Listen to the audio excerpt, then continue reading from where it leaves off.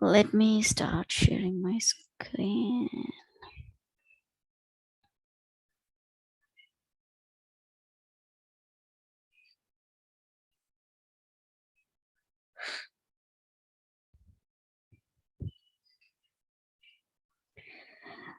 So, Rise's Reboot, Invest, Scale, and Empower Yourself. It's an initiative from Women Who Code Hyderabad, which is trying to enable women on a career break to return to work.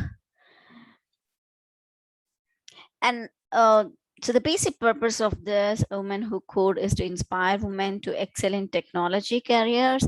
Thereby, they can help create a world where diverse women are better represented as engineers and tech leaders.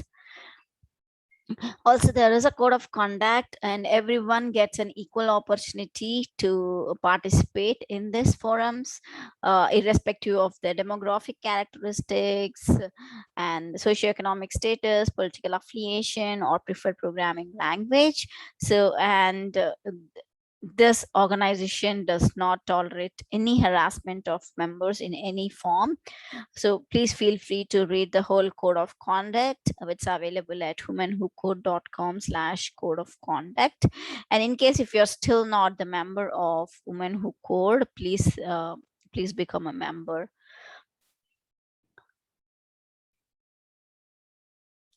So today also we have Varsha, who trained us all yesterday.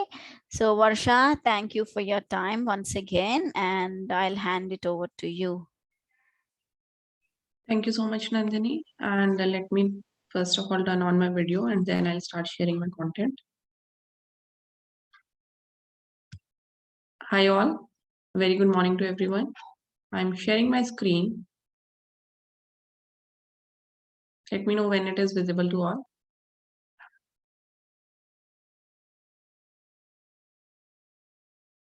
Is it visible? Yes, Varsha. Okay, thank you. So yesterday, guys, we learned about the various OOPS concept like object-oriented programming styles, that is inheritance, encapsulation, polymorphism, abstraction. We touched upon a little bit on the arrays. Arrays is nothing but one of the types of data types in Java. We have multiple data types such as number. For numbers, we have integers, float, double. Then we have characters. For characters, we have strings, and then we have arrays. In string, in integers or float, you can have only one particular value, whereas array provides us an ability to store multiple values, and they are a collection of homogeneous data types. Like you can have an array of strings or you can have an array of integers, and there are other types of collections in Java. Maybe once you'll be moving ahead in the topics, you'll be learning how we can manipulate it dynamically, how we can change the size and all those things. And then we briefly touched upon the topic of scanner. So I mentioned that scanner is something which is used to basically log in something, log out something. So for logging or for like reading and writing, that was the basic purpose of scanner. And scanner is one of the predefined classes in Java. So moving ahead in the topic of Java, like it's a vast topic. So there are various separate subtopics that you need to learn in order to actually have a good grip over the language. So today we'll be learning more about exceptions, then we'll be learning about input output, and then we'll be briefly touching upon the topic of file handling. Because input output and file handling, I would suggest, is something which is a good to have knowledge. Like when you are learning any programming language, definitely you want to learn all the aspects, but input output or file handling will be not be using that much, but you will be using oops concepts, exceptions much more. So these are the basics that you need to grasp, and the input output and file handling are the little bit of advanced features of Java. So let's begin. Moving ahead with the first slide. First of all, whenever we learn about a topic, the first question which pops up into our mind is what? Like, what is it? Then we learn about what is it part. The next question comes into mind, why? Like, why do we actually need to learn this thing? Why it is so important? So let's first learn about the question of what. So what is an exception? If I'll not go into any programming language, if I'll not think about, okay, Java, Python, mainframe, C++, no, just simply think in a layman English term, because every programming language they also derive certain terms from our day-to-day words or our day-to-day languages. So exception. What is an exception in normal English? Exception is a scenario which is different from usual. So we execute something in a regular pattern, and if something is slightly deviating or something goes into a different direction, we usually call them an exception. So this is exactly what it happens in Java. Exception is a different scenario when it is not executing as normal, when it is behaving slightly differently. So reading it here, exceptions in Java is an event that disrupts the normal flow of the program.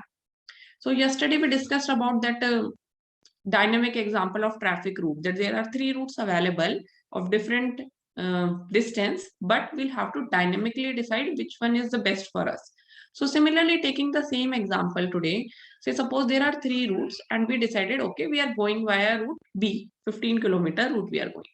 Then we'll have to see, after reaching 5 kilometers, we got to know that on Google Maps that, oh, certain accident happened or road closure is there. So we will not be able to continue on this route and we'll have to opt for a D route, or we have to reroute. So this is an exception in real-time scenario. Usually we go via that route and it always works, but maybe certain thing happened and then we'll have to take a different route today. So this is an example of exception. And whenever there is an exception, you cannot stand still on the road, right? That, okay, my route is blocked, I'll have to wait it here unless that block is closed or cleared out, and then I'll move in my direction. No, you'll have to dynamically handle that situation. You'll have to be prepared for that situation. That, okay, even if this route is not working, maybe I can take a stretch of 1 kilometer and then again I can reach my destination. So similarly, we need to handle these exceptions. We'll have to be prepared in our code so that in case something happens which disrupts the normal flow, are we prepared for that? And taking a technical example for that situation is that, suppose with the same shopping website example, that you are creating certain username and password, and then that username is not allowed. So it cannot happen, right? That, okay, they'll give me a hard stop that this username is not allowed. They'll allow me to set it again. They'll provide me an option. They'll provide me a hint. They'll help me to move forward. It will not be a hard stop that, okay, this username was taken, now okay, bye bye. No, this cannot happen. They'll have to have a exception scenario. They'll have to have a backup scenario. So this is what exception is, that we have to be prepared that in, okay, my program was supposed to execute like line number 1 to 10. In case at line number 5 something unusual happened, then what will happen? Either it will disrupt everything and execution will stop. But ideally, in real case business scenario, this is not the case, right? Say, take a way, like whenever you think about anything, think about financial institutions, think about banking domain examples. So suppose if you want to log in into your net banking and it is giving an error at the first time, and it is an urgent need of yours to transfer money to someone, then what will happen if an exception happened in their code and you are not able to transfer money? That is a very, very bad client satisfaction behavior, because client wanted to do something, but because of any exception or because of any unusual scenario, you were not able to serve them at the right time. So not even a single client should face this issue. In that case, definitely they would have written a code in that manner that, okay, even if this happens, we have a backup plan, we have an option. And in worst case scenario, if nothing happens or nothing, no other option is there, at least they'll display an error message that, okay, our system is down, please log in after this much time, or our system is down, please contact this number for support. So all these messages, all these error cases, these are exception handling in code, be it in any programming language, not just in Java. If you'll move ahead and you'll learn some other technology, you definitely have to knowledge of exceptions. So that is why I am explaining it briefly in theory first, and then we'll go into syntax, because syntax is specific to each programming language. But once you're aware about the concept, once you understand what is exception, what is the importance of handling it, then definitely you will be able to learn it in any programming language. So moving ahead, what is exception handling? So exception handling is a mechanism to handle runtime errors such as class not found exception, IO exception, SQL exception, remote exception, and many more. So when I say class not found exception, IO exception, these are technical terms that we have in Java. But you have to understand it like for like a layman person, that in any other programming language also this can happen. For example, class not found exception, classes are not only specific to Java. There are many other programming languages who also use the concept of class. So basically, class not found exception, just by reading the name of it, we can understand that, okay, we are trying to execute something and we wanted to create an object of a class, but maybe that class is not yet present. It is not yet created, or it is created and present, but it is not present for your program execution. How it is not present? So yesterday we learned about the concept of public private inheritance. So suppose I created a class, but I have not inherited it, or I'm not referring to it, I'm not importing it. In that case, it will give me a class not found exception. IO exception, again, we'll learn about IO input outputs today, but simply understand it like this: input output exception. So what is an input output exception? So basically, as I mentioned yesterday, we took an example of logs. Like as soon as I log in into a website, it pops up a message on the top that Varsha Yadav last login was 10 a.m. yesterday.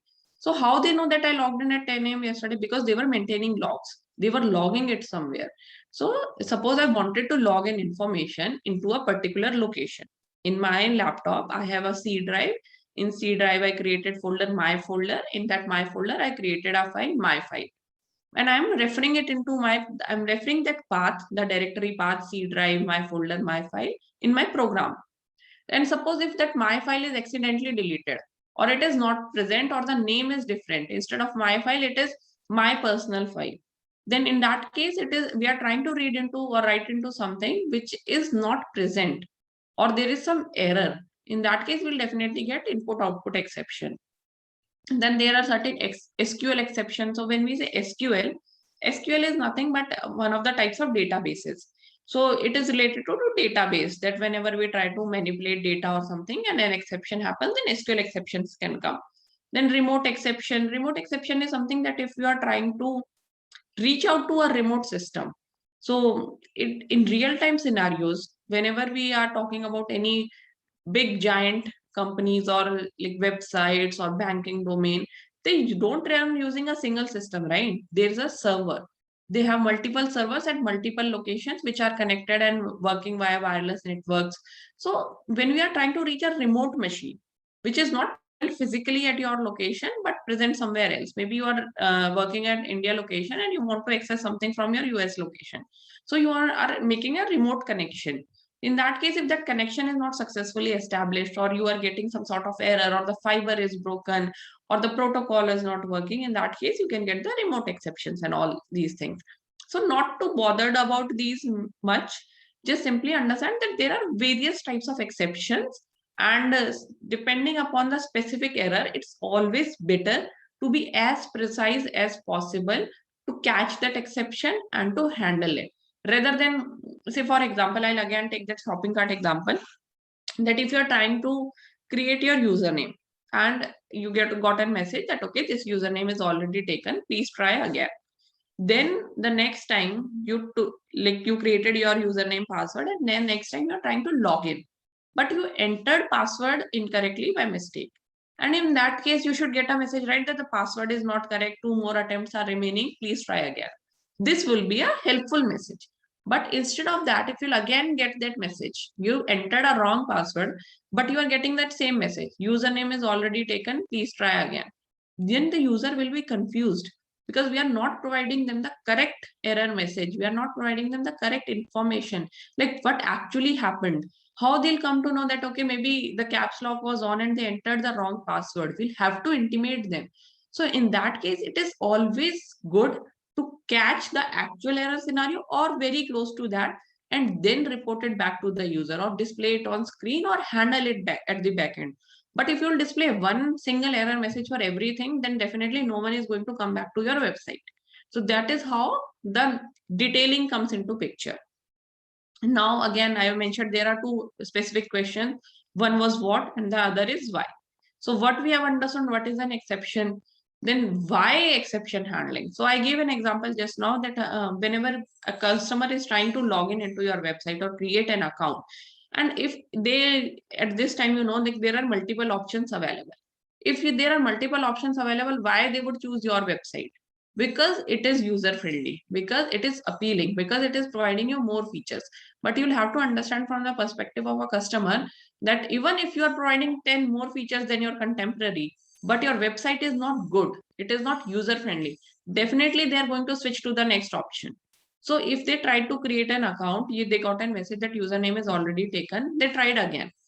If again then something bad happens or some other error message came now that okay, now the caps lock is on, or you cannot have this much length or something like that, they'll run out of patience. They'll run out of patience, they'll not create an account, they'll move ahead. So that is why it is important to have customer satisfaction, to handle exceptions, and not just customer satisfaction. Think about the scenario where personal information is involved or where money is involved. You cannot like afford to have even a single exception. In that case, you have to handle that exception. For example, like just now we have taken an example of logging into a website, logging into a banking domain.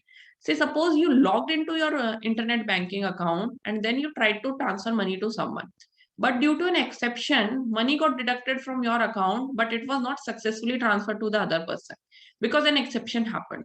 In that case, what will be your reaction as a customer? Because at the end it was your money, right? And it got deducted, the other person have not received it, there was not any specific message also displayed on screen that okay, you will get it refunded within 24 hours or something like that. You'll definitely panic, you'll call the customer care number, and then definitely they'll provide you some answer, but it was not at all a good experience. Will you come back as a customer to that particular bank, or will you provide a good rating or good feedback to that bank? No. And in that case, definitely it was a monetary loss, it was a reputational loss for the organization. So all these things comes into picture, and we'll have to be extra cautious whenever we are handling these things, and we'll have to have exception handling in our code. We cannot afford to have mistakes. That is why whenever we are writing code, the testing part comes into picture. The testing is of utmost importance. But even if you are writing a piece of code and 100 test cases are present and 100 of them got executed, there's still a possibility that an exception can happen. And I'll give you an example of that exception is that you can handle and you can run those test scenarios about which you are aware of. Like for example, you know that okay, some usernames must have been taken by somebody else, so they'll have to have a message that this username is taken. Okay, there's a possibility that while transferring money got deducted, but it is not successfully credited to the other person. This can happen. In that case, we'll have a window of 24 hours to transfer it back. This scenario is a possible scenario, you are aware about it. Now think of a scenario where, okay, everything was supposed to work fine, you did all the testing, but then suddenly there was a power cut. You were trying to transfer money, it got deducted at your click, but even before you can see the message, the power got disrupted, or your laptop ran out of power, or your internet connection got disrupted. So the execution, the transaction was not able to complete. So there are certain scenarios which are beyond out of our control. We cannot control them. Still, we'll have to be prepared for them. That okay, this can also happen. Suddenly the connection can be interrupted. In that case, again, we'll have to go into this piece of code, handle it like this, and all this comes into picture as exception handling. So any questions about what is exception, why do we need to handle it, what are the different types of exceptions? Just 3 types I have listed it down here, but any questions so far? Okay, all right, moving ahead. So as I said that there are too many examples of exception, there are too many classes, and honestly, you don't have to be bothered about all of them.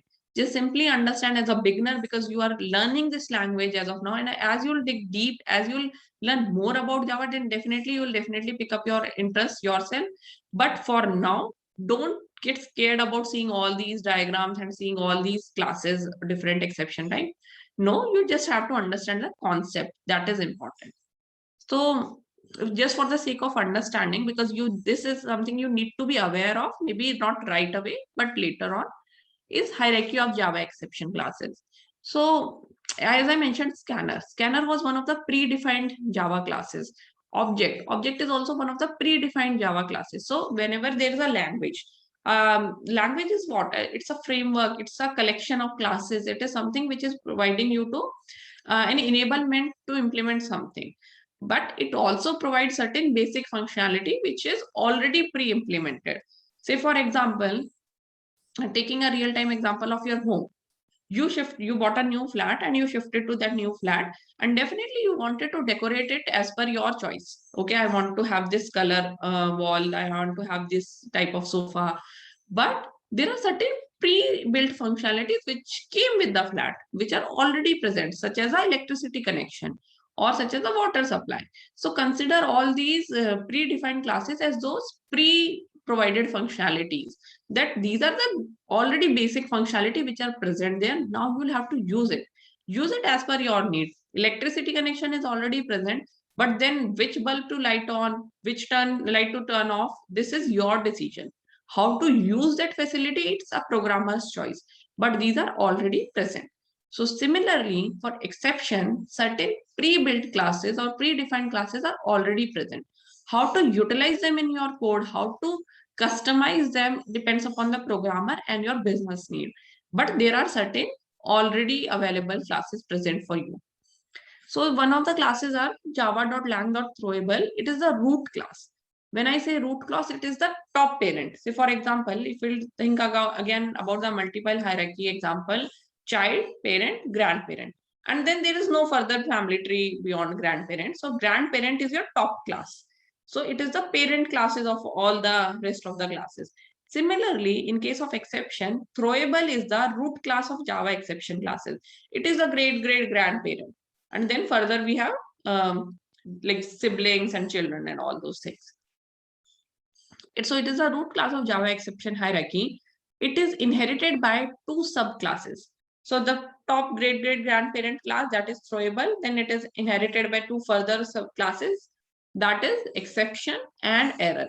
So as you can see on my screen, the throwable class is at the top, the parent class, top root class.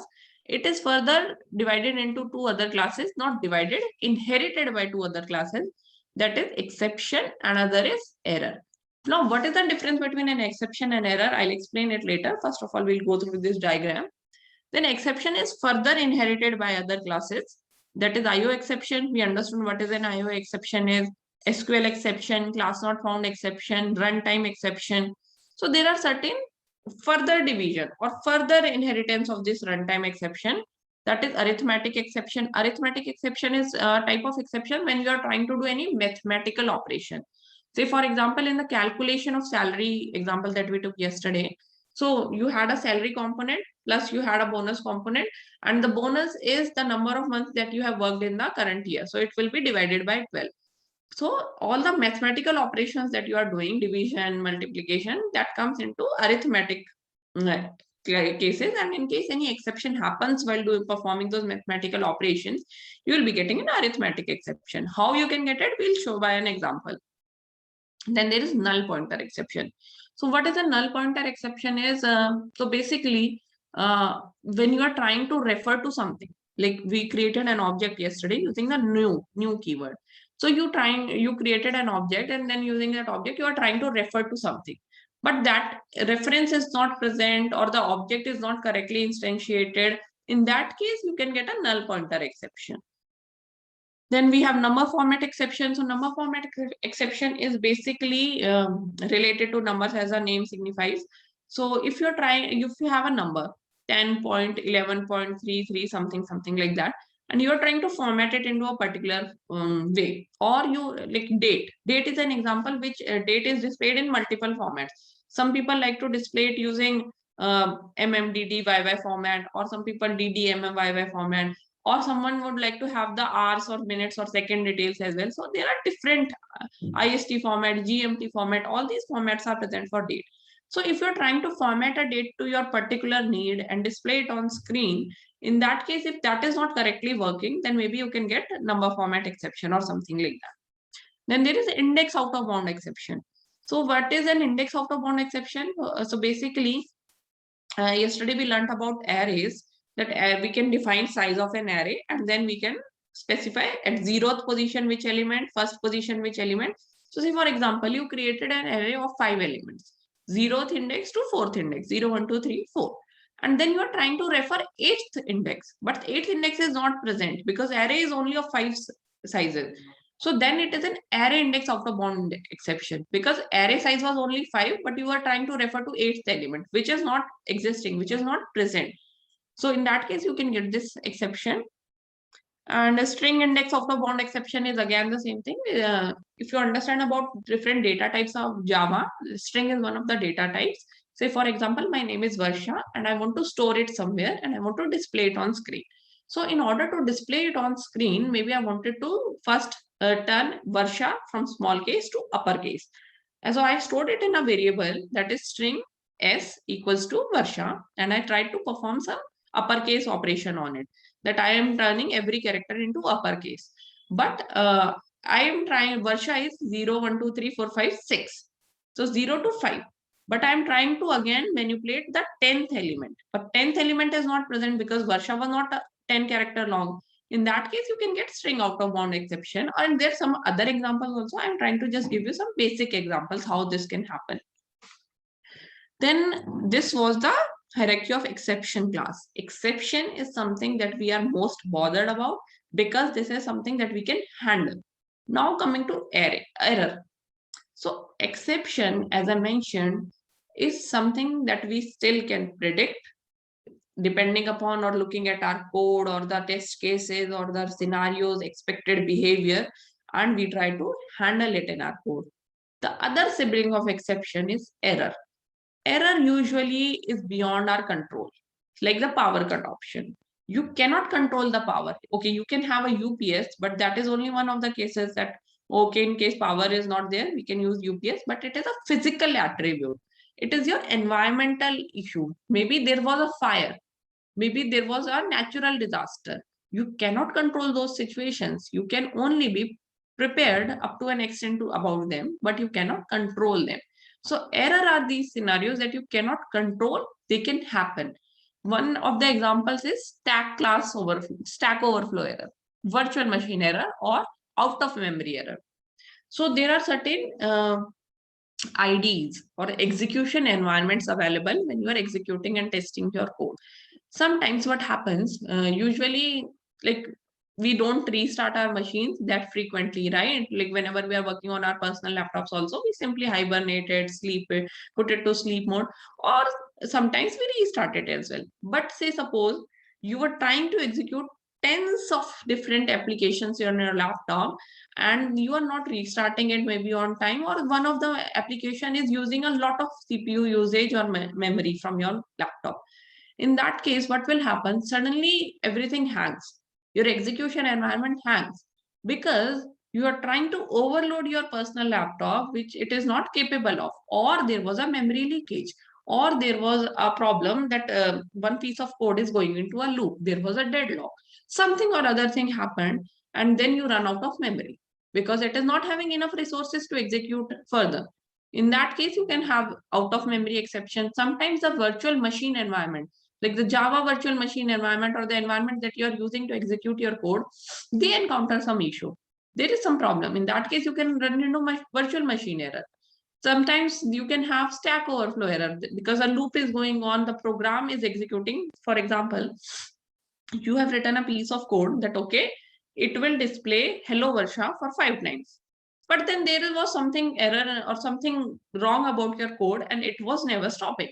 It was continuously printing hello Varsha, hello Varsha, hello Varsha. What will happen? Eventually it will run out of resources and it can lead to stack overflow error.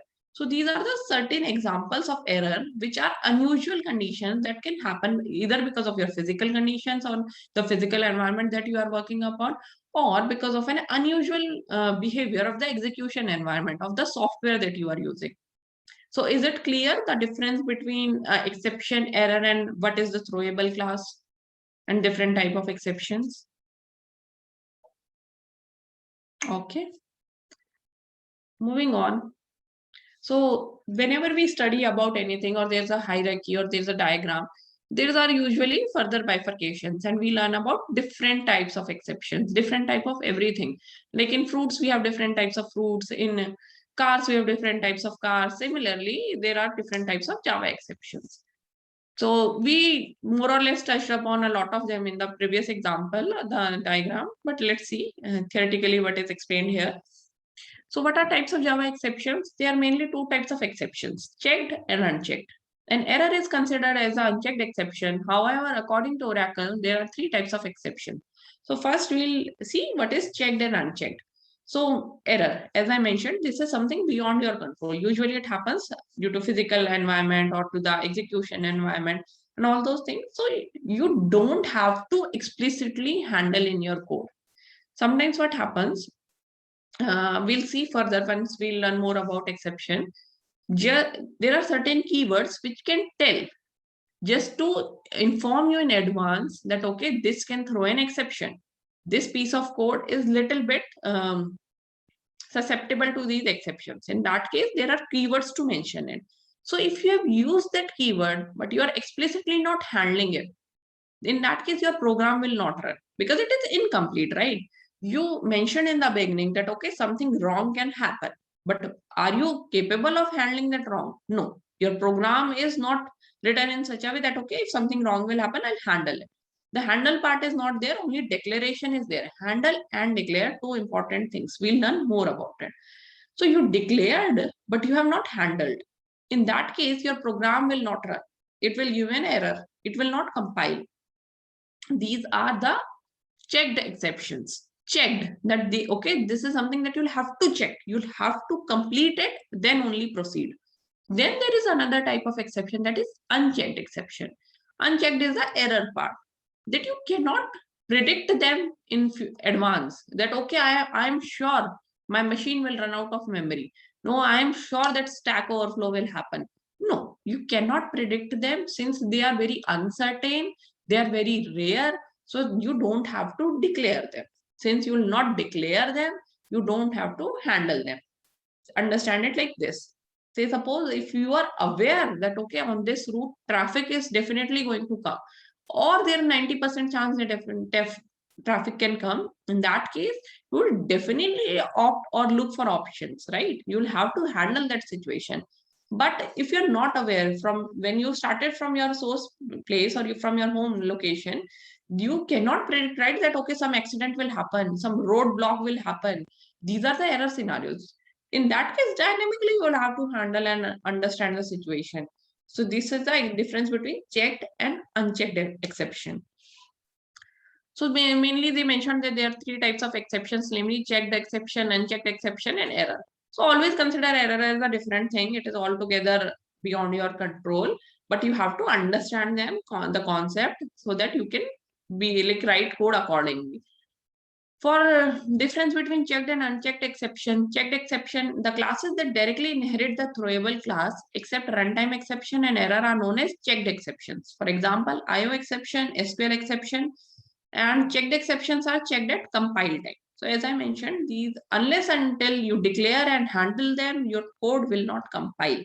When I say compile, first of all, whatever you have written 10 lines of code. If it is syntactically correct, if it is compile time correct, then only it will be compiled and then it will be turned into an executable piece. Say, for example, today I have the IDE ready with me. So are you able to see my Eclipse screen?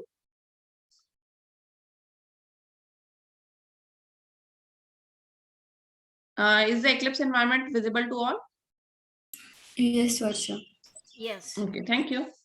So say suppose you have written this is Java syntax, public class, test class. But understand it like this, it is not going to be executed in this manner. Machine never understand this public, test, class. No machine understand. They only understand the language of binary, 0, 1, machine language. So in order to execute it, there's a cycle. So what is the flow that it follows? First, we write a piece of code, then we compile it. So then code, we compile it. After compilation, it turns into a machine language executable code.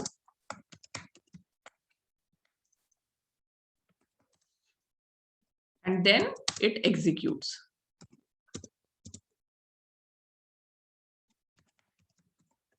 And when I say machine language executable code, so in terms of technical language, this is a test class.java. So a Java file, .java file is my code. Then when I compile it, it turns into an executable code. That will be a .class. and then finally it executes. So when I compile this test class.java, it turns into test class.class. And then that is an executable piece of code finally into some machine language. So these are the basics of Java, how Java runtime environment works and JDK and all those things. I'm just explaining it to you so that it will not sound alien. So basically, I have written a piece of code here. And this is a syntax that Java follows. Where is the semicolon needs to be present, the round bracket proper closing. So suppose if I remove this and I'm trying to save this file. So you can see on my screen, right, that it is giving me an error, syntax error.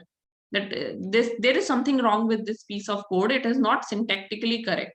And it is providing me a suggestion as well. So most of the time, this is the advantage of using an IDE versus a simple notepad. That if I write this piece of code over on a notepad, it will not give me any error, right? But my IDE is telling me what is the error and how to fix it. It is also providing me that suggestion. So this is the syntax error. So suppose the types of checked exception, unchecked exception that we are discussing, in case I declare it explicitly that there can be something wrong in execution and this can throw an exception. So if I'll declare it, but I'll not handle it, again, the same thing will happen. Your code will not compile. You will not be able to execute it. There is something wrong. Yeah.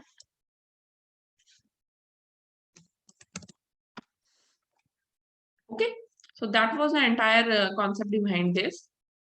Now coming back to our slides. So checked exceptions we saw in the previous slide, that you can see throwable exception error. Under exception, there is this runtime exception, which is further divided into arithmetic null pointer. So these runtime exceptions are our checked exceptions. We have to explicitly handle and declare them. If you not declare this Stack Overflow virtual machine, it will not give an error while compilation. But if you will not handle and declare these runtime exceptions, it will definitely give that error. So these are our checked exceptions.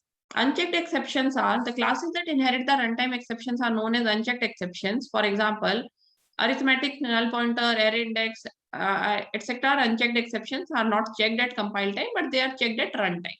So what is happening here? These are not checked at compile time. For example, the piece of code that I have here, it is not giving me any error, right? Everything is perfectly fine. No red errors are present because it is syntactically correct. But when I try to execute this piece of code, it will give me an error. Why it will give me an error? I'll show it to you once we reach to that slide. It will definitely not error. It is going to give me an exception. In Java terminology, exception and error are two different things. Usually we mention the same thing, that some error happened. No, here an exception will happen. How and why, we'll see. So this is an example of unchecked exception that I have on my screen. Then the third type is error.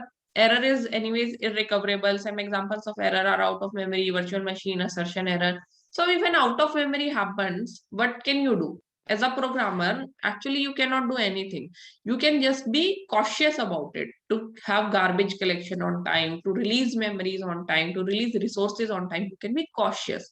But in case it happened, then you cannot do anything. The only option is to restart. You'll have to explicitly clear the memory and then again restart your program. So these are certain fatal errors. In case a flood happened, in case some natural disaster happened, you cannot do anything. You'll have to protect your resources. You'll have to be cautious about it. But then again, there was no other option. That is why it is irrecoverable. Okay. Then before we see an example of exception, how it works, what are the certain things, you have to understand the certain keywords. So any programming language, as a beginner, when you start learning, you'll have to be aware about the keywords. Like yesterday, we saw certain keywords such as public, protected, private, new to create an object. So all class, you cannot use class as some other variable name. String, integer, float, these are keywords in Java. So as I mentioned, that the electricity connection is already present, but which bulb to light on, it's your choice. So think of these keywords, these predefined classes as your electricity connection. It is the power connection is already present. How to utilize it, it's your choice, but you cannot have your own power connection, right? But the power connection was already provided. You cannot say that, okay, I am not going to use this one. Instead of that, I will use this power connection for water supply. No, there's a predefined role. This wire is for electricity, this pipe is for water. You cannot interchange them, you cannot switch them, or you cannot manipulate them as per your need. So these are the keywords. So some of the keywords, 5 keywords that you have to be aware about in order to learn more about exception is try, catch, finally, throw, and throws. So try. What is try?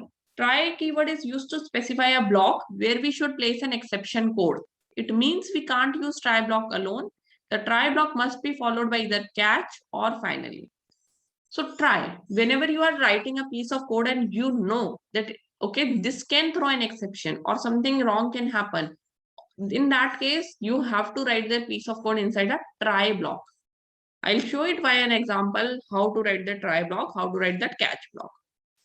Then, okay, you declared that this is a piece of code which can throw an exception. Handle part, declaration part is done. Now what is pending? The handle part. You'll have to handle it. And how you can handle it? Either using a catch or finally. So for handling that, you'll have to have a catch block. The catch block is used to handle the exception. It must be preceded by try block, which means we can't use catch block alone. It can be followed by finally block later. So you cannot handle something which is not declared. So that is why you cannot have a simple catch block separately. You cannot have a single try block. You cannot have a separate catch block. They either have to be together or try or finally, try or catch, but you cannot have just a try, just a catch, just a finally. No, they'll have to be used in a combination. And the finally is something which is used to execute the necessary code of the program. It is executed whether an exception is handled or not. Say, for example, you anticipated that this piece of code can throw an exception. Then you had a catch block and then you had a finally block. So finally block is something that you want. In any case, it has to happen. Taking the example of that error message on the shopping cart. Say, for example, you were trying to log in and then their server is down. The server is not present. They are not able to let you in. Your login credentials are not being able to verified. But still, they want the user to have some sort of message, some sort of information that even though something bad happened, something should be displayed on the screen. So that's something which is a mandatory information to be displayed on screen, which has to happen, it will come into a finally block. Say, for example, something bad happens, please come after 12 hours or please try logging in after 10 minutes. This message is usually present in finally block because it will ensure that even though any bad thing will happen, any error or any exception happen, this will still execute. This will still be shown to the user. Otherwise, if I'm trying to log in, I'm entering my username, password, no error message is coming on screen. Again, I'm trying, no error message. Again, I tried, no error message. My credentials will be blocked. And as a user, I will be dissatisfied. That, okay, nothing was coming on screen. I am not able to understand whether I'm entering it wrong, whether there's something wrong with the system. Then something should be displayed on screen, right? So that is where finally comes into picture. Now, fourth keyword is throw. The throw keyword is used to throw an exception. So sometimes you are aware that, okay, if this piece of code, if line number 6 is executing, definitely an exception will be thrown. So you explicitly throw it using the throw keyword. Just go by the name. Whenever you are trying to throw a ball also, you throw it, right? So similarly, an exception will be thrown. Throws. Difference between throw and throws is, throw is actually throwing that exception. Throws is intimating, declaring that it can throw. So the throws keyword is used to declare exceptions. It specifies that there may occur an exception in the method. It doesn't throw an exception. It is always used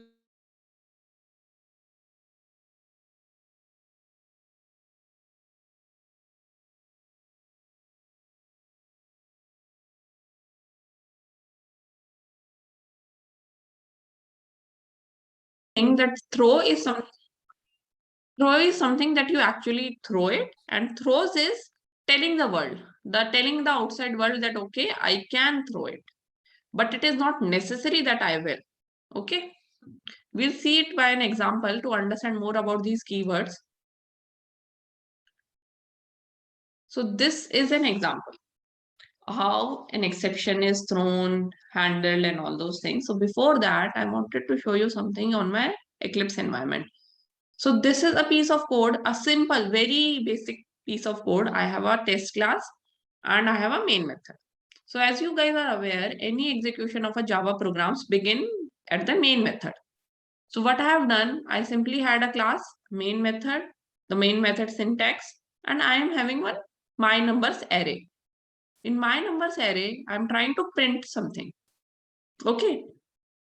Using the 10th position. There are 3 elements in my numbers, but what I'm trying to do, I'm trying to print the 10th element. So will it work? We have a very silent audience. Okay, it will not. As I discussed that in case we have only 3 elements, but we are trying to print the 10th element, definitely it is not going to work because the 10th element don't exist. So let me try to execute this program. So are you guys aware how to write a basic Java class in Eclipse?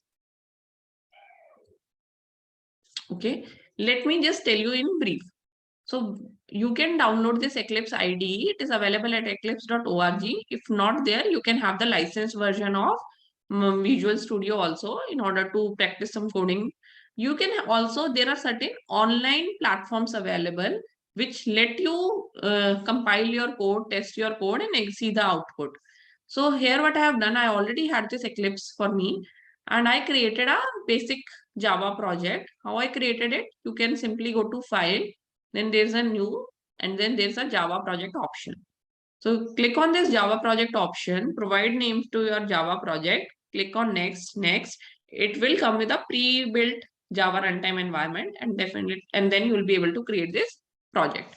So I've created this Java project and then I created a test class. How you can create a test class? Just simply right click here. There's option new. So here is an option of class. If you click on this class, provide the name of your class, and then it will create a test class for you, like any name that you have given. So in the similar way, I have created this test class.java. Another important point to remember is that the main starting point of your Java file name and the class name should be same. And that class should be public class because this is the execution point, starting point. So here, if you want to execute, you cannot restrict it visibility. You cannot make it private. If you try to make it private, then it will not be accessible to others. It will not be the starting point. So the name of the file and the name of the class should be same. Then public static void main this is a fixed syntax for main. Just remember it, it's a fixed syntax. There's a different meaning of altogether, definitely for static, for void, for public. For now, just understand that this is the syntax of main method. In that main method, I have my array, my numbers. It is of type integer. There I dynamically provided values of 1, 2, and 3. And I'm trying to print it using system.out.println. My numbers is the variable name of array. And I'm trying to print the 10th element. Syntactically, it is not at all wrong. It is not giving me any error. But when I'm trying to execute it, how to execute it? Right click here on this file. There's an option run as. Then you get an option as Java application. So executed it using Java application option. And as you can see on my screen, I was expecting to see some value on screen, but instead of that, I am seeing this message. Exception in thread main, array index out of bound exception. So index 10 out of bounds for length 3. The length was 3, but I was trying to print the 10th element. And where it is coming? It is coming at testclass.java.5. If I click on it, it will highlight the error line. That okay, here exactly it is coming. And what is the error? It is the array index of a bound exception. Okay. So any questions regarding this? This is a very simple example. Okay. Now, this piece of code is definitely not working. It is giving me an exception as we can see. How to make it work? Or at least some meaningful message. consider this of an example of, again, trying to log in into that shopping cart application. You'll not see what is running in their behind the scene window or in their console, what error is getting printed. You, as a user, you will get nothing. If I'll hide this part, if I'm not displaying this to you and I'm trying to execute it. So basically I'm trying to log in. I'm logging, something happened in the background and I'm not aware what happened. For me, nothing happened. I'm still on the same screen. This is a scenario which will happen in case you'll not handle exception. So you'll have to handle it. How to handle it? I'll show it to you.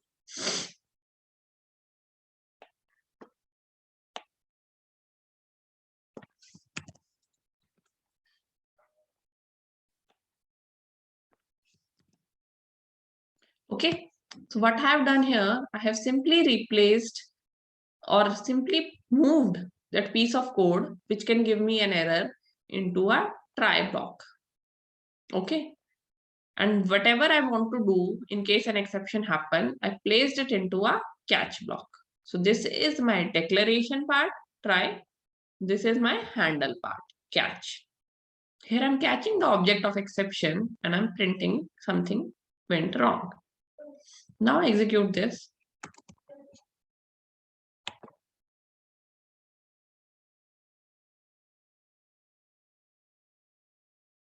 And I can see on screen that something went wrong. So this will be the message which will be shown to the user that, okay, something went wrong. You can modify this message.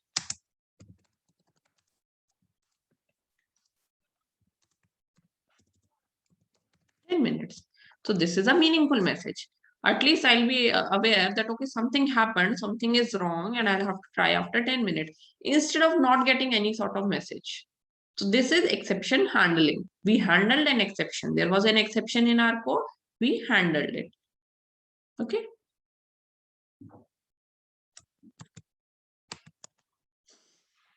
Now this is again one of the same example.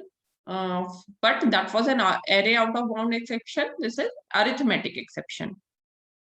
So what is happening? I have a class Java exception example class, and then again the same syntax of public static void main. And here I'm trying to divide 100 by 0. So you cannot divide a number by 0. Mathematically, that is not correct. It will give you infinity, but infinity you don't have any infinity significance in Java programming language. So what will happen here? I'm trying to divide a number by 0, and I know that okay, this can raise an exception. So I placed it inside a try block and I handled it in a catch block. And I know that this is one sort of an arithmetic exception. So I am using arithmetic exception object, and then I'm printing the same error on screen and the rest of the code. But this rest of the code will not execute, obviously, because at line number 5, we'll get an exception and it will go at line number 6. It will never go to line number 8. So the regular flow of program execution should be line number 5 and then line number 8. But at line number 5, an exception happened. That's why we'll go straight to the line number 6 and skip line number 8. My program execution flow will be disrupted. But this is a very clear case, right? We are explicitly writing 100 divided by 0. It is not a real-time scenario. In real-time scenario, you'll be having something like that, okay? Bonus, a salary calculation part, salary plus bonus divided by number of months, and then the calculation of salary. Say suppose if an employee was on leave of absence, or he or she was on leave for entire year due to some medical reason or due to further studies or something like that. In that case, number of months is 0. Then it will raise an arithmetic exception. But you are not providing explicitly the number. Okay, 4 months, 5 months, 6 months. That 4-5 months will be being passed as a parameter of a method. Parameter of method we saw yesterday. How a method is there, method overriding, method overloading. So they usually get passed dynamically. So there can be a possibility sometime that a 0 can happen. Not always. Here, just for the sake of explanation, I have written it like this, 100 divided by 0. Any questions about this program or the previous program that we saw, how to execute it? Okay, all right. Then moving on. Common scenarios of Java exceptions. So there are some given scenarios where unchecked exceptions may occur. They are as follows. A scenario where arithmetic exception occurs if we divide any number by 0, we just saw an example of it. There occurs an arithmetic exception. There can be other scenarios also. This is just for the sake of understanding. A scenario where null pointer exception occurs if we have a null value in any variable, performing any operation on the variable throws a null pointer exception. For example, string s equals to null and we are trying to fetch the length of this. So I have a variable s of type string and I am supposed to have certain names coming into it. So not just Varsha, maybe Varsha, Nandini, Pooja, Dilip, all these names can come. And then I am trying to print them on screen in uppercase format, like hello Varsha, hello Nandini, all those things. But in one case, something bad happened or something, a person is not having a last name. I have a code written that, okay, the entire name will be presented on screen, Varsha Yadav, Nandini Reddy. But the person is not having a last name. They are just using their first name. If I'm just using Varsha, in that case, I'm trying to convert my last name to uppercase, but last name is not present. In place of last name, null is coming. But my code is written in this way that I'll have to change it to uppercase. In that case, null pointer exception will come. So these are the real-time examples. This is not explicitly that, okay, every single person is having null as last name. But there can be a possibility that the person is not having a last name. A very valid scenario. In that case, you'll have to handle it. Programmatically, you'll have to place certain checks that if last name is equals to null, or if last name is null, then don't execute this, execute this. But in case it is not present, then exception handling will definitely come into picture. Okay. A scenario where number format exception occurs. So if the formatting of any variable of number is mismatched, it may result into number format exception. Suppose we have a string variable that is characters. Converting this variable into digit will cause number format exception. So we saw an example of like explained it via the date example. Like date can be on different format. We are trying to format it. So date or number, date format exception, number format exceptions are present. Here, a very simple example is that, so suppose you have a string. Again, ABC, Varsha, Nandini, anything it can be. And then I am trying to convert that string. I can convert this string into lowercase, uppercase, or something like that because they are all characters. But if I try to change this character into a number, how Varsha will be changed to a number? But I'm trying to change it. In that case, definitely it will give me a number format exception.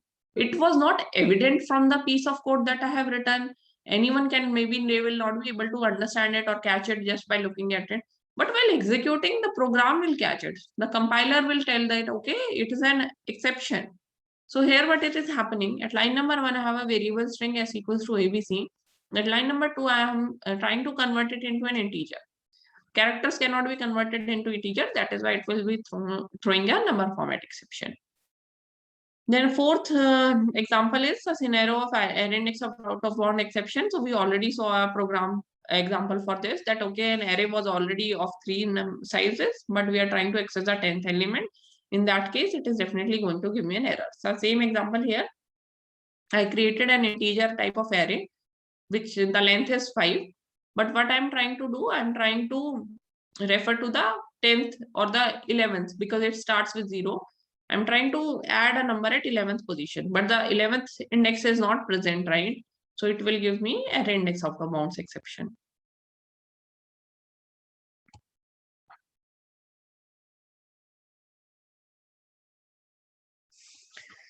Then we have to have certain like we understand the concept of try catch now. Try is used to declare, catch is used to handle, but there are certain rules that we need to follow in order to use the try catch block effectively and correctly. So first of all, Java try block is used to enclose the code that might throw an exception. It must be used within the method. So you cannot have something like this. Say this class example, I am having a method main where I am having try catch block. Say suppose if I want to write it like this.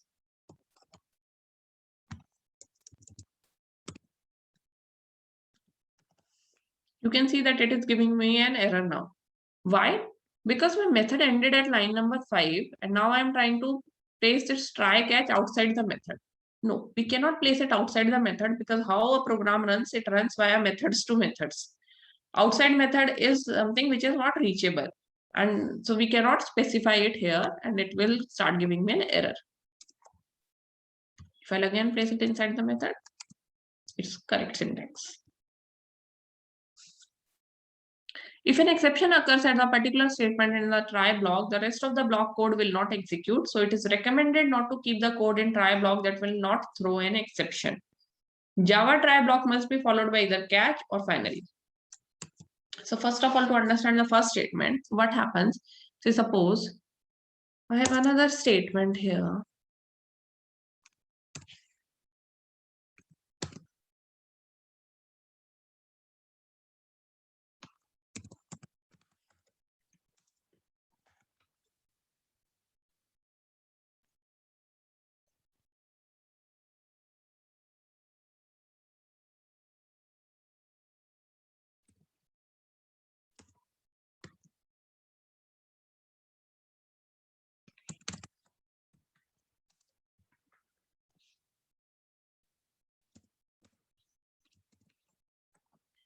Okay.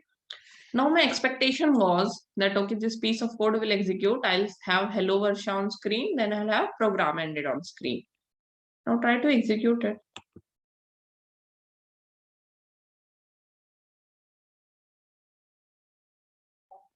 It is displaying me something went wrong.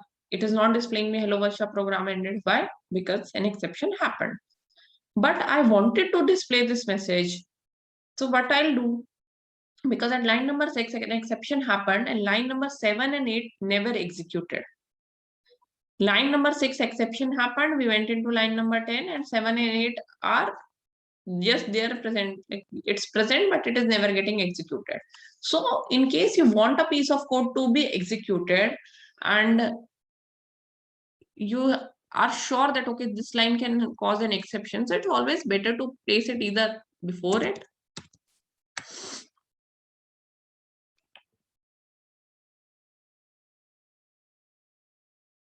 So here it printed hello Varsha program ended, and then an exception occurred. So it is printing me this message, but at least this piece of code got executed up to this line at till line number 7.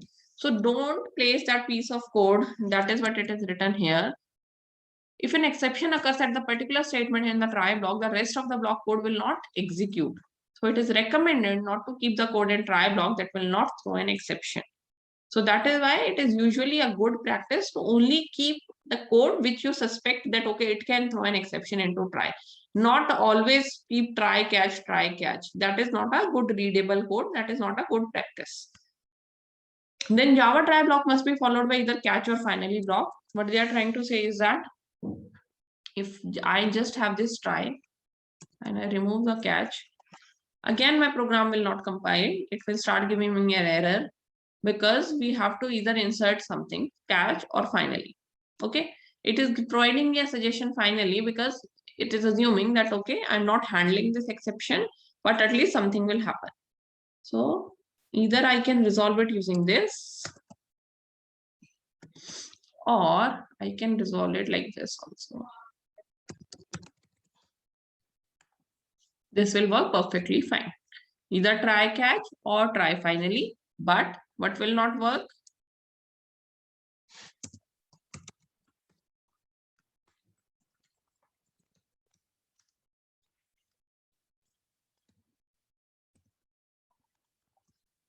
This will not work because certain rules are there that we need to follow. First a try, then a catch, and then a finally. You cannot have catch after finally. If I'll remove it from here,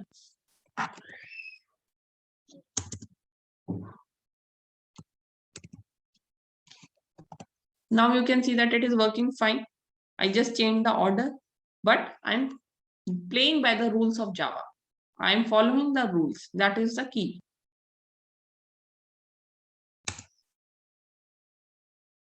It is an empty catch. That is not a problem. You are catching. This is how you can fool a compiler, I'll say. Here I am doing one thing. I declared it using try, and I'm supposed to handle it in catch. But am I actually handling it? No. I'm not doing anything. It's an empty catch. But the syntax is correct. So the compiler will think, okay, the catch block is present. They must be doing something. No, that is not the case. We are not doing anything. But it is, again, not a good practice. You should not have an empty catch. Finally is something which will always execute. So if anything went wrong, it will still display this message. So for example,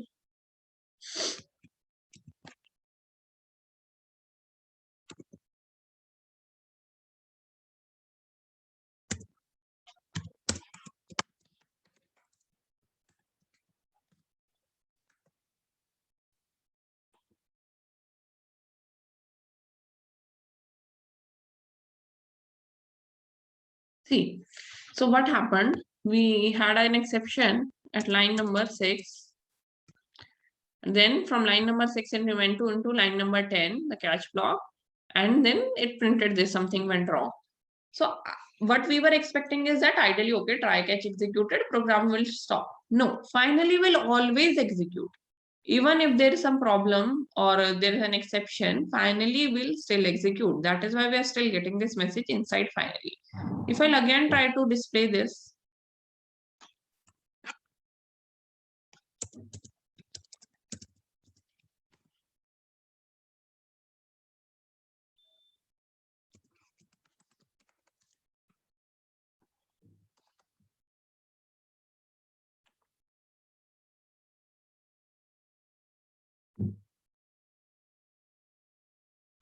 you can see that after try is not getting executed. Line number 7 is getting skipped because an exception happened before it. But always finally is getting executed. So say suppose if this is a must to have message at line number 7. And I know that, okay, in case exception happens, this is not going to be displayed. What I'll do, I'll move it from here to here. So finally make sure that this piece of code will still be displayed even though a message happened or an exception happened.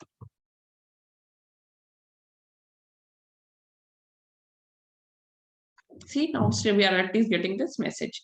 So this is a basic example to make you understand the concept of finally. To give you a more real-time example, say suppose you were trying to log in. There is a restriction in the shopping cart application that one user can add only this watch of one quantity. Usually when there is some sale going on or there's some deal going on, they have restriction on the number of items, right? Otherwise one person can order 10 and it will not be available to all. So there is a restriction that one person can order only one watch at a time. So what happens? You logged into your shopping cart, you selected that watch and you were trying to buy it. At the time you were trying to make the purchase, something happened, an exception happened, and you got an error message that something went wrong and please try again and all. But then later on when you are trying to order it again, it is giving you a message that you already ordered it. Because they initialize something in their database that, okay, Varsha has already ordered this piece of watch once. But for me, it was not the case. For me, at the time of checkout, something happened, some exception happened. I was not able to order it successfully. Yeah, I added it in my cart, but the final purchase was something happened, an exception happened. So the entire transaction from end to end is not successful. But in their system, it is showing that I have already bought it. So in order to get rid of these situations, what is there? They use finally. They use finally to make sure that, okay, in case something bad will happen and an exception happened, they'll clear their history that Varsha was trying to purchase, but then an exception happened and she was not able to do the end-to-end transaction. So the next time if I'll try to order, it will not give me an error message. It will let me order it. So these are the real-time examples. Another example that I'll take is whenever you're trying to use your personal laptop, there is certain CPU usage, memory usage, one application, one PowerPoint is running, and then one Word document is running, you are watching a movie, and all those things were happening and applications were running in your personal laptop. So in case, if you'll not close the laptop properly, and the next time you're trying to watch the movie again, it is not letting you play. It is giving you an error. And then you'll have to again close it, restart it, and all those things. So what happens? The release of resources or the application which is running in the background should happen. In that case, otherwise you will get into a deadlock and you will not be able to use it unless until you explicitly hard restart it. So this is something at the time of restart happens, that all the applications which were open and you shut down your machine, you restart it, the occupied resources get released. So these occupied resources have to be released, otherwise next time you will not be able to use it. So this release of resources, release of memory, all this thing happens in finally block. So this is the advantage of finally, that even if something bad happens, resources will be released so that you can log in next time. You can try to run that application next time. Any questions about the significance of try catch finally? Okay. Moving ahead with the slides. Java catch block is used to handle the exception by declaring the type of exception within the parameter. The declared exception must be the parent class exception, that is exception, the parent class. We saw in the hierarchy, throttable, exception, error, or the generated exception type. However, the good approach is to declare the generated type of exception. The catch block must be used after the try block only. You can use multiple catch block within a single try block. Okay. So what they are trying to say here, you can see at line number 10, I have written an object of type exception. Exception is a parent class. Instead of exception, if I'm aware that, okay, this is an array index out of bound exception or an arithmetic exception. So let me try to do that.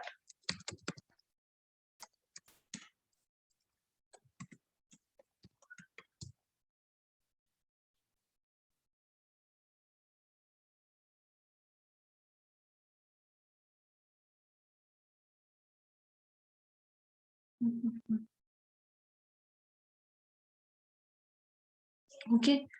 So instead of using the parent exception type, I have used the child exception type. That is the arithmetic exception. Now, if I try to run this,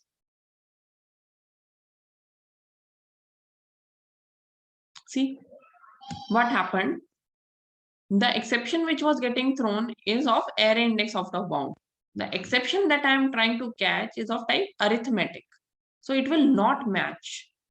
It will not match this catch block and it will not go inside it. It will go directly to finally. That is what is happening. After try, inside finally, and then the exception. I was not able to handle this exception successfully because of the mismatch. Excuse me. What if I change it?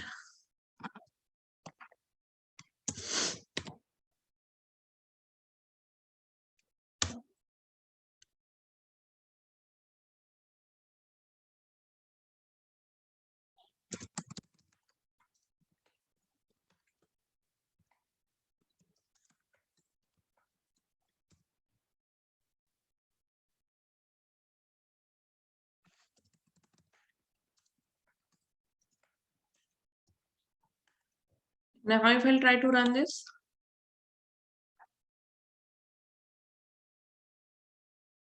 Now we have a matching exception type, the parent type. So what happened? It tried to match with this catch. No, it is of a different type. Okay, it went to the next catch. Okay, it matches and then it displays the message inside exception. If I'll switch the order,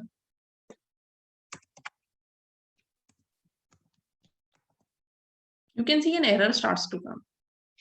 Why this error is coming? Because exception is a parent type.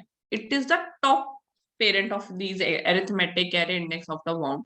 So this becomes a non-reachable piece of code.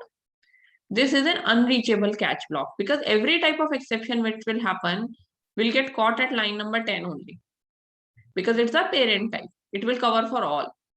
And it will never go to line number 13. So this is an unreachable piece of code. So you'll have to correct the hierarchy in order to run it. Another important point to be noted here is that you can have multiple catch. You can have a single try, but multiple catch. Finally can only be once. So if I'll try to write it like this.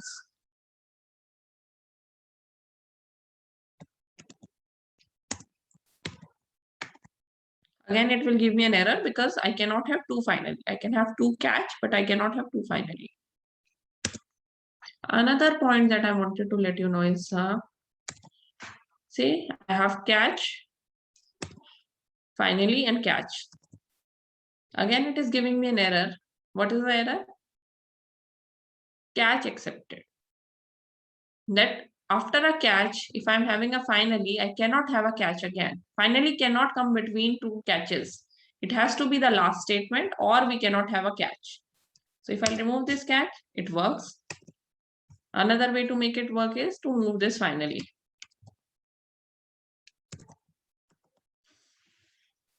So these are the different rules of Java language that you have to follow by using try, catch, and finally.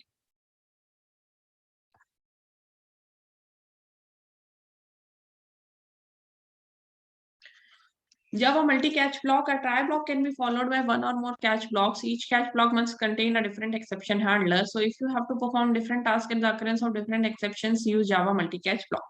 So this is something that we have seen just now, that we can have a single try, but we can have multiple catch, but one catch can only be after another catch. We cannot have a finally in between. Also, the parent exception type cannot be before the child exception type, otherwise we'll get an unreachable code error. Points to remember: at a time only one exception occurs, and at a time only one catch block is executed. So although I had two catch blocks, only one was getting executed, which was getting matched. You can have 10 catch blocks, but only one will get executed. All catch blocks must be ordered from most specific to most general. That is, catch for arithmetic exception must come before catch for exception. That is what we have seen here. The arithmetic exception must come before exception. We can have nested try blocks as well. Sometimes a situation may arise where a part of a clone block may cause one error and the entire block itself may cause another error. In such cases, exception handlers have to be nested. We can have nested try blocks. When we say nested try block, it means like I can have another try within this.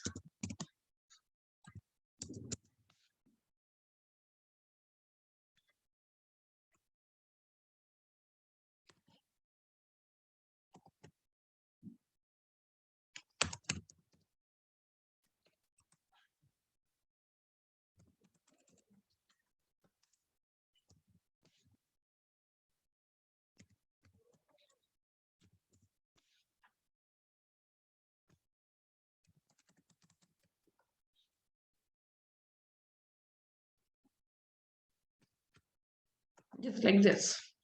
That I had a try, inside a try, I had another try.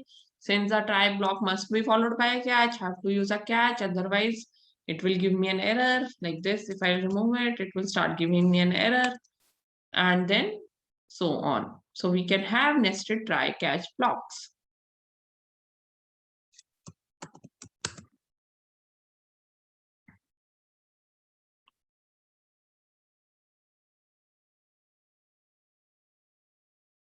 This is an example of try and then multiple catches. So as I mentioned, you'll have to go from specific to general, child to parent. So what we can see here is this a divide by zero error example where we are throwing an arithmetic exception. So arithmetic exception should be at top, then there is error index of the bound, then there is exception E. So definitely at line number 7 an error exception will happen, divide by 0, it will throw an exception and it will go to line number 9. It matches that, okay, this is also an arithmetic exception block. Line number 11 will be executed and arithmetic exception occurs, will be displayed on screen. So only one catch block is getting executed. Although I had 3, only one will be executed always. Then at line number 21, we had rest of the code printing. This will never be executed because before that an exception happened. If we want it to be displayed always on screen, we have to put it inside a finally block. Now comes the Java finally block that we have discussed. So Java finally block is a block used to execute important code such as closing the connection. As I mentioned, releasing the resources, closing the connection, or all those important things. Java finally block is always executed whether an exception is handled or not. Therefore, it contains all the necessary statements that need to be printed regardless of the exception occurs or not. The finally block follows the try catch block. So the hierarchy we have seen, either it is try finally or it is try catch finally. It cannot be try finally catch. Finally and catch should follow a specific order. And it is always executed. So in case you want to have some important message displayed or some resources released or connection reset, always use that in your finally block. Now coming to the Java throw keyword. So far we have understood out of 5, 3 keywords: try, catch, and finally. Now rest of the 2, throw and throws. So Java throw keyword. The Java throw keyword is used to throw an exception explicitly. Explicitly throwing. I have a ball and I'm throwing it. That is throw. We specify the exception object which is to be thrown. The exception has some message with it that provides the error description. These exceptions may be related to user input, server, etc. We can throw either checked or unchecked exceptions in Java by throw keyword. It is mainly used to throw a custom exception, which we will discuss. We'll be coming to custom exceptions also. So far, we have discussed the predefined exceptions like arithmetic, array, index of compound, or the parent exception class. We can customize exceptions. We can have our own exception. And then we'll see some examples of it as well. And usually throw comes into picture of this for exception, customized exceptions. We can also define our own set of conditions and throw an exception explicitly using throw keyword. For example, we can throw arithmetic exception if we divide a number by another number. Here we just need to set the condition and throw exception using throw keyword. The syntax of the Java throw keyword is this. So here you can see that I have a class test thrower, and I have a method public static void validate, which is accepting an integer parameter, that is age. So if age is less than 18, it is explicitly throwing arithmetic exception. Throw new arithmetic exception. That person is not eligible to vote. Else, if age is more than 18, it will display on screen person is eligible to vote. Now execution begins at the main method. So what I'm doing at main method, I'm calling validate method. And I'm calling this validate method, and then I'm printing rest of the code. So what happens at line number 15, validate method gets called, and I'm passing age parameter as 13.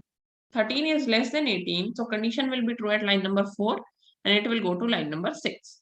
At line number 6, I'm explicitly throwing an exception that, okay, it is not divided by 0, or if the program will not throw an exception. It is a perfectly valid code.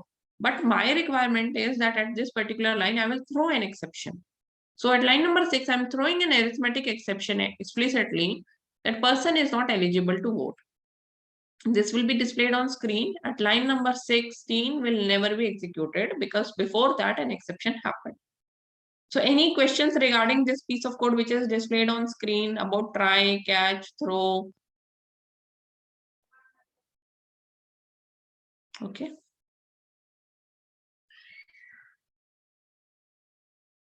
Now moving on to the last keyword, that is throws keyword. So difference between throw and throws, as I mentioned, throw is explicitly actually throwing something. Throws is declaring that I can throw, but I may or I may not. So the Java throws keyword is used to declare an exception. It gives an information to the programmer that there may occur an exception. So it is better for the programmer to provide the exception handling code so that the normal flow of the program can be maintained. The syntax of this is, there is one method. Any method can be int salary calculation, and at method declaration itself, I'm telling that this method can throw an exception using throws and then the exception type. Which exception should be declared? We discussed it like only checked exceptions only, because unchecked exceptions under our control, so we cannot correct our code. Error beyond our control, so we cannot correct it. For example, we are unable to do anything if there occurs virtual machine error or stack overflow error. What is the advantage of Java throws keyword? Now checked exceptions can be propagated, or it provides an information to the caller of the method about the exception.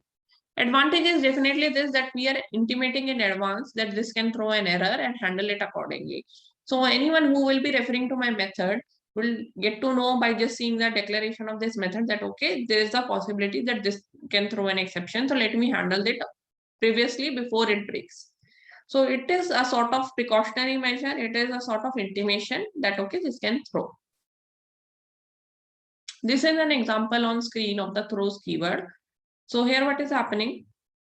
I have a program and there is a class test throws 1. In that I have a method m, which in declaration part I'm explicitly declaring that okay, throws IO exception. That my method m can throw an IO exception. And then inside method definition, I'm explicitly throwing that IO exception. And this one method void n, which is also declaring that I am throwing an I can throw an IO exception using throws and calling method m. Then method p is calling method n, but the point here to be noted is that the method m is the beginning and this method is explicitly throwing an exception. So either it is handle or declare, or like either you'll have to declare it or you have to handle it. Two things. So what I'm doing here at line number 3, I'm declaring that okay, I can throw an exception, but I'm not using any try catch, but at least I'm declaring.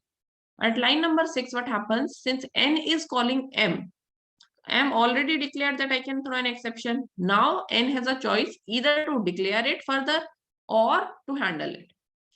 That at line number 9, p is getting called and p is calling n.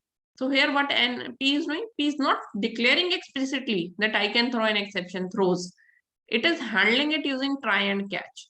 So I'll explain it in a layman language. Suppose your boss gets some work from upper team. From upper leadership, they got some work. They passed it on from one layer to another to the junior level. The junior level will pass it to you. So now you have a choice to pass it further to your junior or to do it. This is what is happening. Either you can pass it to someone else or you have to do it. So M is the upper management. Upper management declared that, okay, this is the work needs to be done. It came to your boss. Boss said, okay, this is the work that needs to be done and it passed to you. You are handling it or you are doing it. You also have a choice to pass it on. But since you are the most junior one in that case, maybe, so you'll have to handle it because there is no one further to pass it on. So it is propagating from one layer to another. Either handle it or declare it. So the first two method M and N declares it, and the last method P is handling it using try and catch.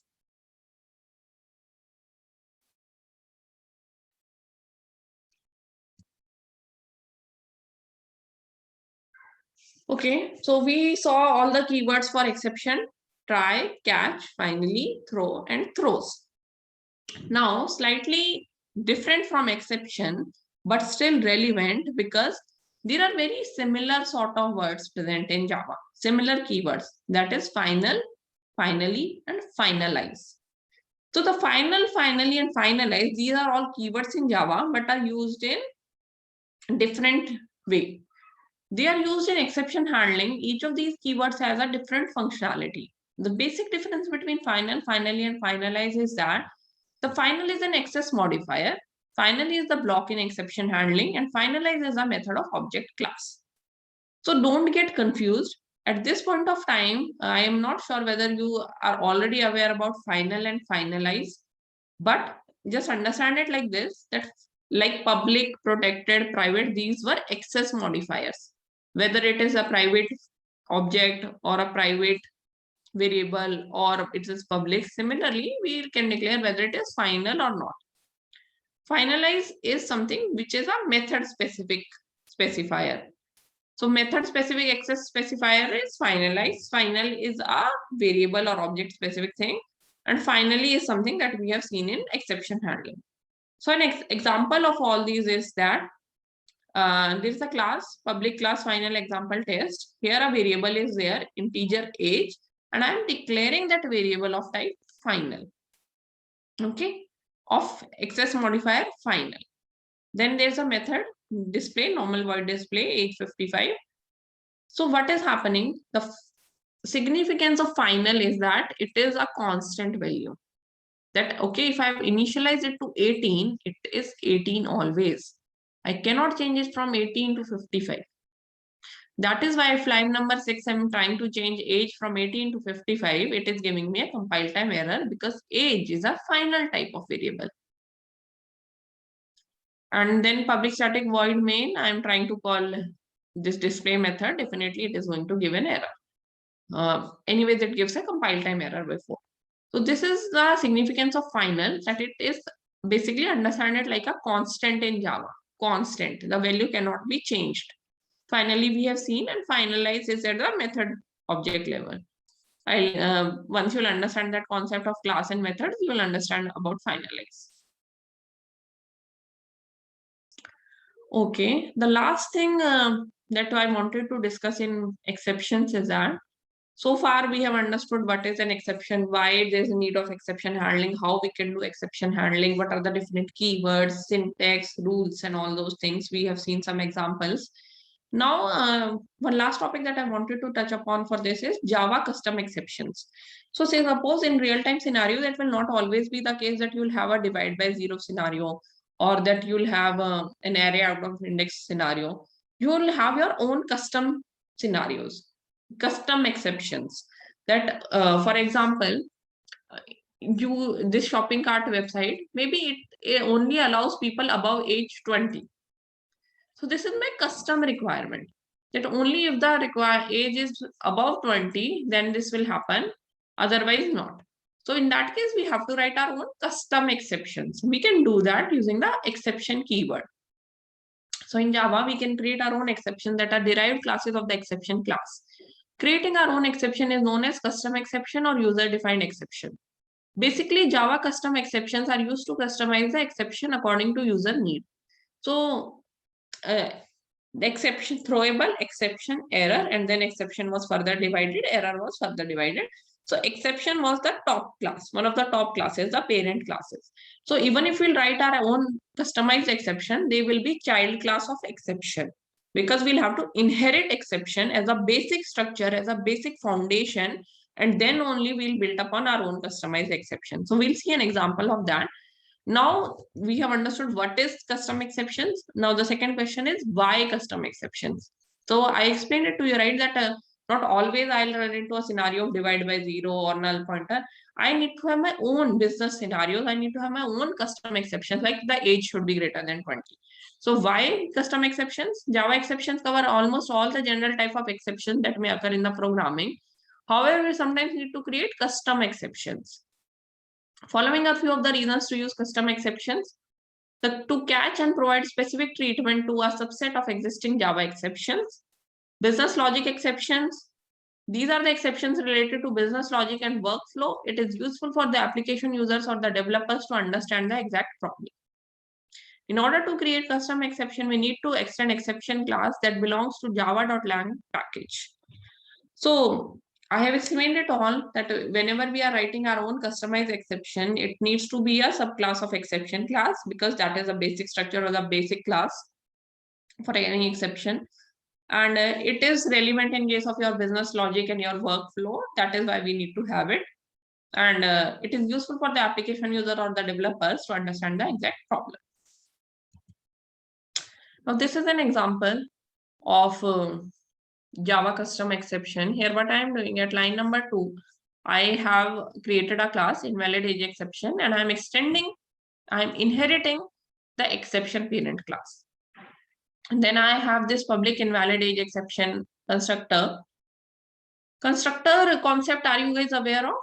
Like, what is a constructor? Okay, I'll just briefly explain. So basically, whenever you have a class and you try to create object of that class, how that object is created, that object is getting created by calling the constructor of that class.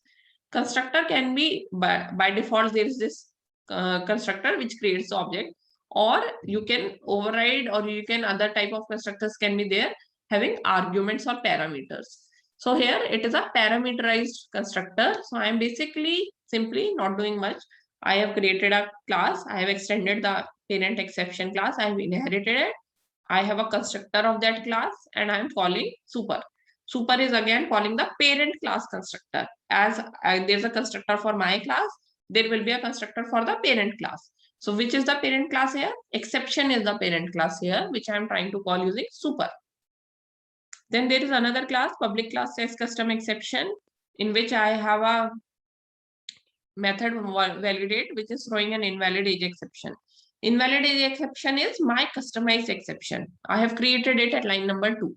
So usually we have seen using throws, null pointer exception, IO exception, all these things was array index out of bound, or we were throwing arithmetic exception. Now we are throwing our customized exception. So nothing different, everything remains same, every syntax remains same. Simply that instead of using the predefined exception classes, I have created my own class and I have extended the exception class. There it is my liberty where what I wanted to do, what I want to implement. And at line number 17, if age is less than 18, I am throwing this invalid age exception that age is not valid to vote.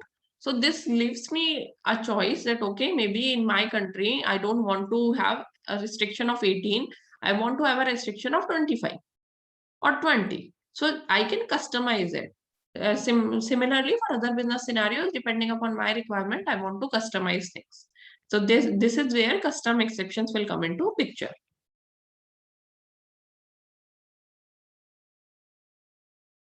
So this example is getting continued on the second screen, that simply if that is not the case, display on screen welcome to vote. Otherwise, our main method will be called inside try and catch. I am calling validate. Why inside try and catch? Because it is either handle or declare. So here I'm not declaring it, I'm handling it. I am calling a method validate, which is throwing an exception. So either I'll have to throws or I'll have to throw. So here what I'm doing, throw was already happening in validate. So I am calling it inside a try catch. In try catch, I'm catching the invalid age exception. Like I was catching arithmetic exception or null pointer exception or parent exception. Similarly, I can catch my customized exception. So nothing, there is no other difference. Simply, I have created my own exception class and rest of the things will be same. Using throws same, using throws same, using try catch same. And then I will be definitely displaying something using system.out.println, and the line number 32 will never be executed. Line number 22. System.out.println, rest of the code, because an exception happens even before that.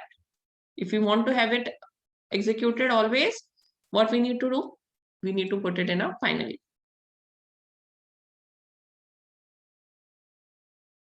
All right, so that was the topic about exceptions. And it is very important to understand the basics of it. There is a much more, but this will provide you a foundation to understand the basics of exception and to start implementing it in your program. So if you don't have any question, then we'll move on to the next topic, or else if you have any questions of so far, because that is why I deliberately took out much time for the exceptions topic, but then for the rest of the thing, because this is something that you will explicitly use whenever you will be writing any program. Okay. All right. Coming to the next topic, Java I/O, that is Java input and output. So Java input and output is used to process the input and produce the output, as the name signifies. Java uses the concept of a stream to make input operation fast. The java.io package contains all the classes required for input and output operations. We can perform the fine handling in Java by Java IO API. So basically, Java input output is something when we want to write something, when we want to read something. There can be different ways of reading and writing, character by character, line by line, file by file, and all those things. And this is how it is getting implemented in Java. We have a package, java.io package. And as I mentioned yesterday, family is a package. Different members of family are the part of that package, like classes of that package. So similarly, java.io is a package and it is having different classes. File input stream, file output stream has the classes or other classes of the package. Stream. A stream is a sequence of data. In Java, a stream is composed of bytes. It's called a stream because it is like a stream of water that continues to flow. In Java, 3 streams are created for us automatically. All these streams are attached with the console. System.out, system.in, system.err. Is system.error basically. So system.out, we have been seeing it throughout the examples that we are working so far, yesterday, today. System.out.println. We are printing something to the console. So that system.out is your standard output stream. Similarly, we can have system.in, that is your standard input stream. We can have system.err, that is your standard error stream. Outputs, there can be many output stream, many input stream. We will not be able to cover all of them, but I'll just give you a basic understanding, and then depending upon the requirement, you can decide which stream to use. So output stream, Java application uses an output stream to write data to a destination. So out is basically writing out to something. It may be a file, an array, peripheral device, or socket. Input stream, in Java application uses an input stream to read data from a source. It may be a file, an array, peripheral device, or socket. So out is writing, in is reading. Public class file output stream extends output stream. So this is the syntax of one of the examples of a output stream class. So again, java.io is the package, output stream is one of the parent classes, and then file output stream is again one of the children classes. So what we are doing here is public class file output stream extends output stream, that we are inheriting the parent class features, which are already defined. We all don't have to write them again. We'll inherit it using the extends keyword. This is an example of it that we have imported. What is the significance of import keyword? Import is that, okay, if you want to refer to something, you'll have to have that thing in your code. So we are including that piece of file or piece of Java into our code using import. Import java.io.file output stream. Then I'm writing a class, public class file output stream example. Inside that class, I have a main method. And what I'm doing, I'm creating an object of file output stream. So file output stream was already one of the predefined classes. I'm importing it and I'm creating an object of it, fout. And how I'm creating, using the new keyword, and I'm providing the destination, the location of the file. That, okay, at D drive, the text.out.txt is present. Then at line number 6, I'm storing welcome value to a string variable s. And then line number 7, because as we said, it is stream, it is byte, like characters, byte, and all those data types. So byte data type, I created an array, and I'm reading the characters of welcome, WELCOME, converting string into a byte array. So what it will do, welcome is a 7-letter word. So it will store W at 0, E at 1, and so on into an array. And then I'm using the object that I have created at line number 5. I'm writing it into that file. The file location that I have provided, I'm writing WELCOME. I'm writing, and at line number 9, I'm closing. This is very important. We opened a connection, we started writing into a file, then we'll have to close that object also, because it is reading and writing. We cannot open the connection open, right? So that is why it's important to close. At line number 9, I'm closing that object connection using .close, and at line number 10, I simply display success. And all of this is present within a try catch block. Just in case the file is not present, then it will give me an exception, right? So we want to display something to user or something on screen or something to debug upon. That is why we have placed it in a try catch block. There is a possibility that it can throw an exception. And in line number 11, I'm catching that exception and I'm displaying on screen the exception message in case there is any. So this will work perfectly fine if the file is present. If the file is not present, an exception will be thrown. But this is the syntax or the basic gist how we are trying to write into a file. Any characters, any message, we took a message from user and we are logging into a file. This is what this program is doing. Now, as I mentioned that there will be many more classes, many more examples. So some one of the classes that we have just saw is file output stream. In that file output stream, since it is one of the predefined classes of Java, it comes with a predefined functionality. So this predefined class, predefined functionality, these are the predefined functionalities which are displayed on screen. We have certain predefined methods which we can use. One is finalize, other is write. So we used write, right? We used at line number 8, fout.write. This is one of the predefined methods of file output stream. Then we use fout.close. This is again one of the predefined functionalities of file output stream. So this on screen I am displaying what is the basic functionality that it comes with. And definitely you can extend it and you can customize it as per your need by inheriting the basic class and then customizing it for you using the inheritance concept that we learned yesterday. So these are some of the methods that it is providing: finalize, write, get, close. So as there is an output stream class, similarly, there is an input stream class as well. Output means writing, input means reading. So Java file input stream classes, it obtains input bytes from a file. It is used for reading byte-oriented data and such an image data, audio, video, etc. You can also read character stream data, but for reading streams of character, it is recommended to use file reader class. So there are many classes present in java.io package. File reader is one of them, file writer is one of them, file input stream, file output stream. These are depending upon your requirement or depending upon your need, you'll have to choose the correct one and then start implementing. So here we are taking an example of file input stream. Again, like it was extended output stream, it is extending input stream. Input stream is a parent class with some basic generic functionality. File input stream a child class which is inheriting it. This is an example. So we are importing this file input stream.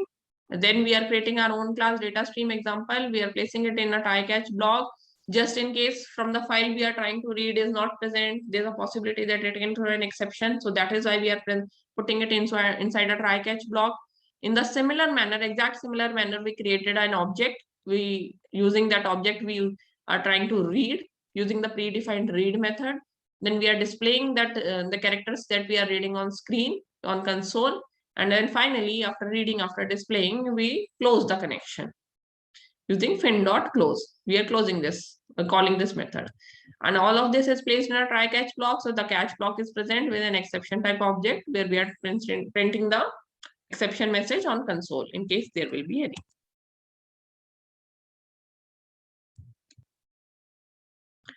As I mentioned, a predefined class comes with some predefined functionalities. So these are the predefined functionalities available: read, byte, escape, get, descriptor, void, close. So out of this, we have used read and close in our previous example. Similarly, like file input stream, file output stream, file reader, file writer, there is one more class, file permission class. So out of all the classes, I thought this needs to be included so that you will be aware about permission class, writer class. Java permission class contains the permission related to a directory or file. All the permissions are related with path. The path can be of two types. You can provide the absolute relative paths are there. One first example is it indicates that the permission is associated with all subdirectories and files recursively. Okay. And the second one is star. When we mention star, it means all. You don't have to explicitly mention, just simply mention star, which indicates that the permission is associated with all directory and files within this directory, excluding subdirectory. The first one with all subdirectory and the second one is with excluding subdirectories. So the regular expression, the syntax that you are using plays a key role and makes a difference. Then there is Java writer class. So Java writer class is used to write character-oriented data to a file. It is character-oriented class which is used for file handling in Java. So just simply understand output, writing, input, reading, writer, writing, reader, reading. So it is just like that. File writer is used to write character-oriented data to a file. It is character-oriented class which is used for file handling in Java. Unlike file output stream class, you don't need to convert string into byte array because it provides method to write string directly. In a previous example where we were using file output stream, we have to explicitly convert into a byte array. Here you don't need to do that because it always explicitly converts string into byte array. Public class file writer extends output stream writer. As it was our file input stream, file output stream was inheriting something. It is also extending or inheriting output stream writer. Java buffered writer is also used to provide buffering for writer instances. It makes the performance fast. It inherits writer class. The buffering characters are used for providing the efficient writing of single arrays, characters, and string. So basically what is happening here, there are different types of reader writer classes. They have their different specific functionalities or specialities. Depending upon your requirement or your need, you have to use which one to pick. They all come with some predefined basic functionalities, read, write, close, and all those things. Don't get overwhelmed by all of this. You will just simply be using one or two of them depending upon your need, but the exception concept was of utmost importance. That's why you'll have to understand it and then implement it. Then similar to file writer, there is file reader class, and then similar to buffer writer, there is buffer reader class. Exact same, just the significance is reading, writing, and that is the difference. This is one of the example of buffered reader class. Here, as you can see, I have provided a package name. And then, as I mentioned, you'll have to include the functionalities if it is not present. So you'll have to import them. So I am importing using import java.io.star. Star signifies everything. Everything inside .io will be included. Then we have a class buffered reader example, the public static void main. There I am declaring using throws exception that it can throw an exception because I'm not using try catch. Either use try catch or use throws. Here try catch is not there, so throws is present. Then a file reader object is created, a buffered reader object is created, file location is provided, and then what we are trying to do, we are trying to read and eventually we closed it. This is what it is doing. And this is a reference that I have used for creating this slide. So for most of the exception and file input stream, file output stream classes, if you want to read further, you can go to this. Any questions? We are on top of the hour, so I try to explain and like cover them within 2 hours as much as I can. So if you have any questions, you can ask. Okay, I think there is none. So over to you, Nandini. Thank you. Thanks, Varsha. Thanks for your time once again. And Varsha is also added to the WhatsApp group, which I've created for Java participants. So if you have any questions regarding any of the topics which Varsha covered, please feel free to message in that group. I hope, Varsha, you will not mind that. Yeah, no, definitely. Yeah. Yeah. Thank you all. Have a good rest of the day. Bye. Thank you. Thank you.